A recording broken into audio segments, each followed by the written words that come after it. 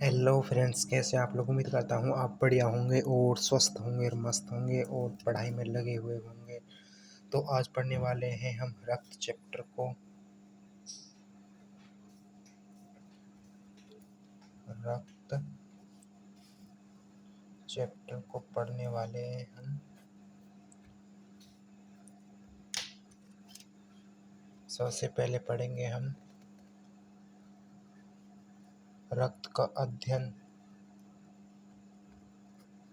रक्त के अध्ययन को हम हेमेटोलॉजी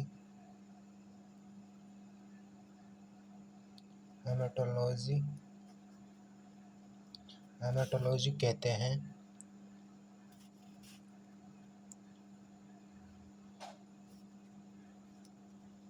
ये है एक तरल संयोजी ऊतक है। ये एक तरल संयोजी ऊतक है। और आगे पढ़ेंगे हम इसकी मात्रा से। हमारे शरीर में ये कितनी मात्रा होती है इसकी, तो इसकी मात्रा होती है 5 से 6 लीटर। एक स्वस्थ व्यक्ति में 5 से 6 लीटर।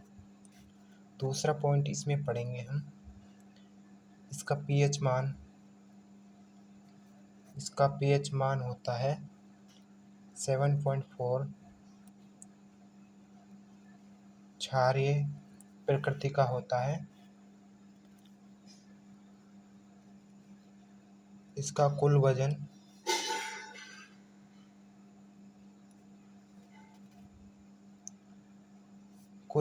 का हमारे शरीर का कुल वजन का 7% वजन होता है।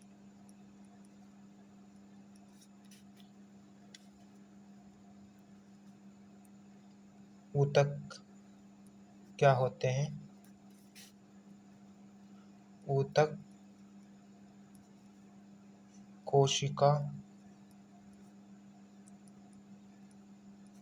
कोशिकाओं के समूह को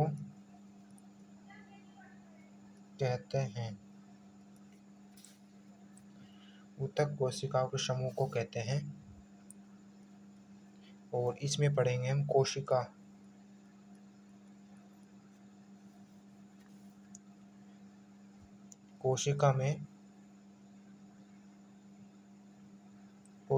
या जंतुओं में कोशिका होती है। जंतु 4 प्रकार के ऊतक जंतुओं में 4 प्रकार के ऊतक होते हैं। कौन कौन से? पहला है उपकला ऊतक। दूसरा है संयोजी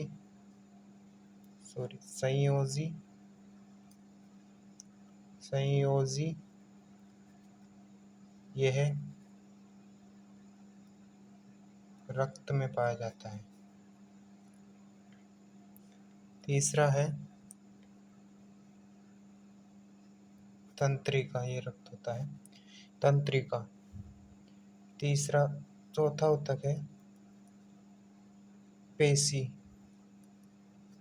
हमारा शरीर है जो ऊतकों से मिलकर बना है, ऐसा आपको पता होना चाहिए। और रक्त का स्वाद नमकीन होता है। और हम पढ़ेंगे रुधिर के घटक। रुधिर के घटक क्या क्या हैं? रुधिर के घटक, पहला घटक है प्लाज्मा। प्लाज्मा यह तरल भाग होता है।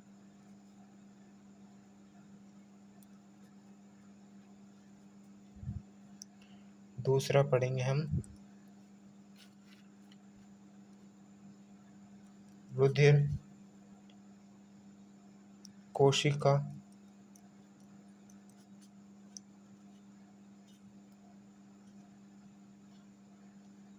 अथवा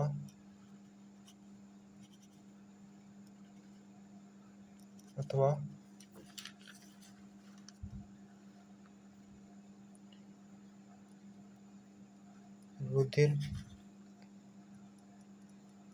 कणिकाएं यह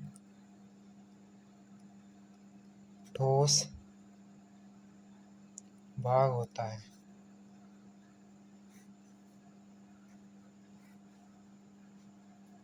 यह तरल भाग होता है।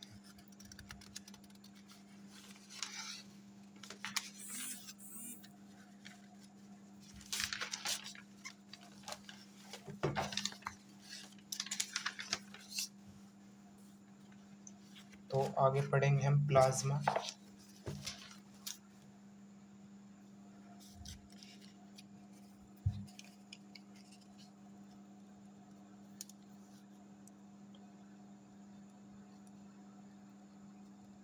प्लाज्मा यह तरल भाग बनाता है और यह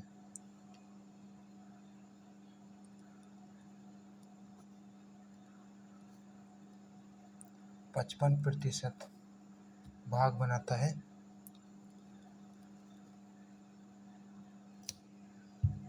इसका रंग पीला या हल्का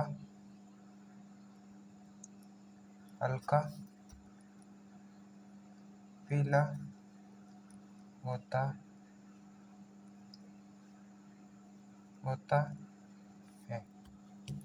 पीला या हल्का पीला होता है। इसमें घटक होते हैं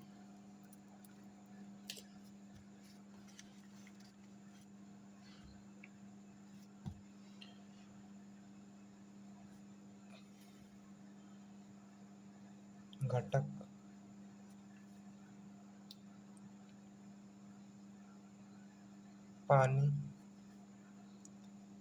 90 से 92% पानी होता है और प्रोटीन है जो 7%, अन्य पदार्थ 3% पाए जाते हैं। और हम पढ़ेंगे प्लाज्मा।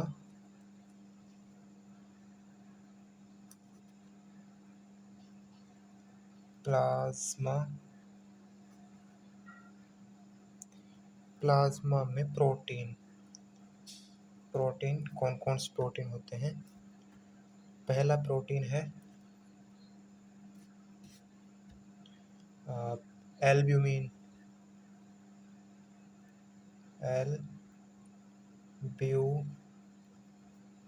प्रोटीन। यह रुधिर लवण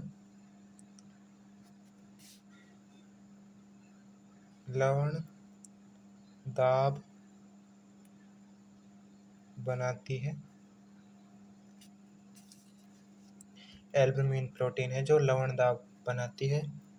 दूसरी है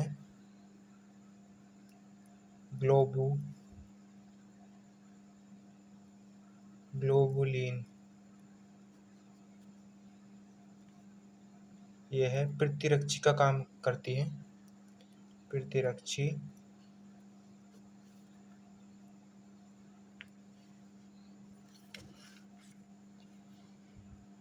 प्रतिरक्षी के समान काम या कार्य करती है।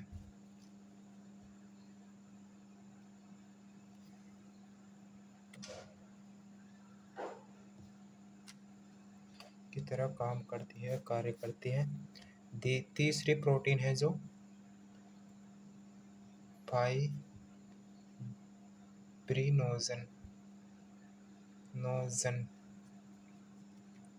यह रुधिर का थक्का जमाने में सहायक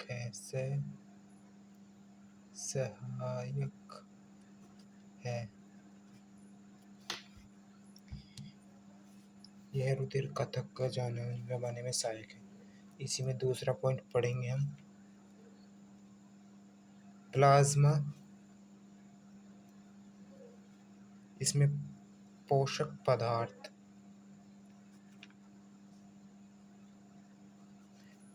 पदार्थ वे हार्मोन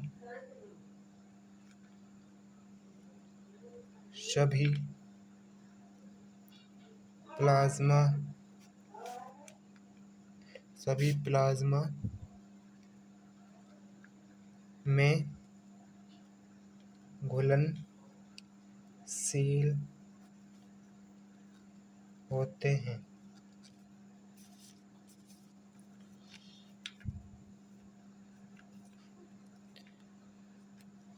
रक्त का थक्का जमाने वाले कारक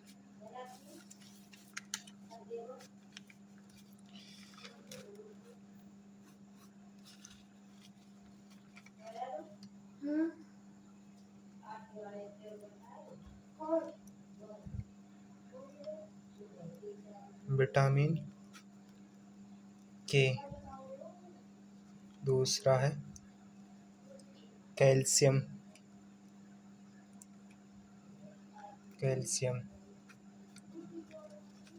तीसरा है प्रोटीन, अभी पढ़ा था जो फाइब्रिनोजन,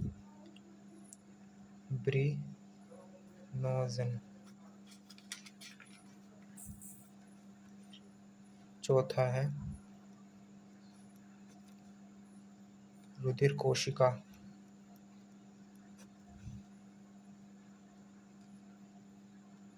बिंबाणु जिसे प्लेटलेट्स कहते हैं।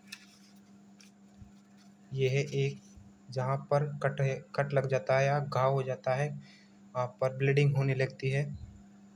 जैसे हम इसको बना देते हैं कुछ इस तरह से। ये मान लो ये अंगुलियां हैं,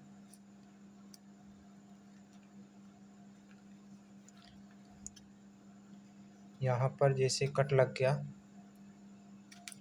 यहाँ पर ब्लीडिंग होने लग गई, तो ये सभी कारक फाइब्रिन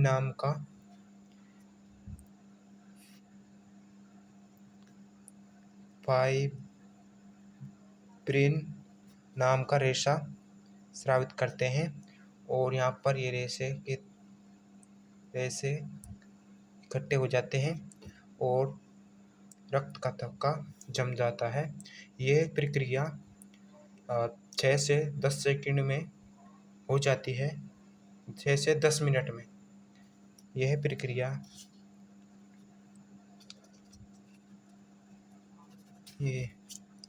यह प्रक्रिया 6 से 10 मिनट में संपन्न